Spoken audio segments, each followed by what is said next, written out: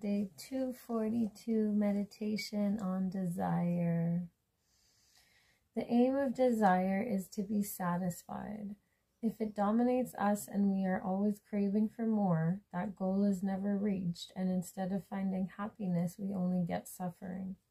These days we talk a lot about sexual freedom, but one gives in to sexual desire without any restraint merely for pleasure. One does not find any lasting satisfaction and creates a host of problems of which the negative consequences, the suffering of an abandoned partner, relationship breakups, children's lives turned upside down, venereal diseases, AIDS, are quite disproportionate to the brief moments of pleasure one may have experienced.